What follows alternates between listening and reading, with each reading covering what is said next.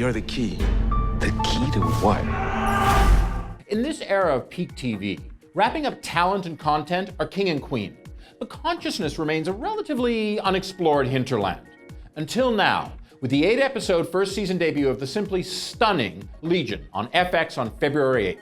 Based on the multiple personalities of the telekinesis and reality warping powered mutant Marvel character created by Chris Claremont and Bill Sienkiewicz back in the 1980s, this artfully conceived and executed rule-breaking, mind-bending, creepily paranoia-inducing, and sometimes clockwork orange homage-giving drama from Fargo boss and best-selling author Noah Hawley doesn't just challenge the way you'll watch TV, but also the entire ever-expanding superhero genre, and perhaps the way you see the world.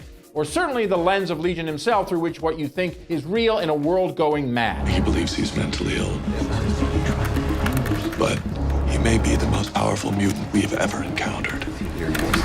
It also has, as I said when I saw the preview of the first episode at New York Comic Con last year, a stellar soundtrack, a nod to the madness of Pink Floyd, and a superlative performance by Downton Abbey alum Dan Stevens as Legion himself, the supposedly schizophrenic David Haller. Then there's a couple of familiar Fargo faces in Rachel Keller as the literally untouchable Syd Barrett. Yes, you heard that right, Pink Floyd fans, so stop humming Wish You Were Here. And Jean Smart as a therapist who begins to reveal to Haller that he's not sick as so much as uniquely gifted and superpowered. Plus Parks and Recreation vet Aubrey Plaza as Haller's drug buddy and institutionalized pal, and a real treat in Bessie alum Jeremy Harris as one of Smart's aides with the ability to travel into a person's memories. All of which makes good use of the notion that there are many different perspectives from Legion himself as there are on our own memories.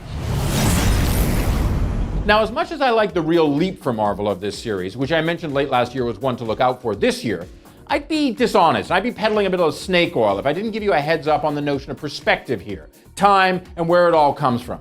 Like shards of memory and events, Legion is all over the map, in the best way, I think, but kind of as a shifting blueprint of how Hawley, to a degree as he did narratively in his novel of last year Before the Fall, sees Haller and his own understanding of his superpowers. Even two relatively straightforward sequences, like an opening montage of Haller from birth to adulthood and all the crises and weirdness in between, and a bullet-flying escape scene off a hillside with Keller and Moore tweak the norm, with some strong direction from Hawley and Michael Uppendale and cinematography from Dana Gonzalez to heighten reality for both the viewer and the characters. You have an extremely large amygdala. Thank you. And character is key here.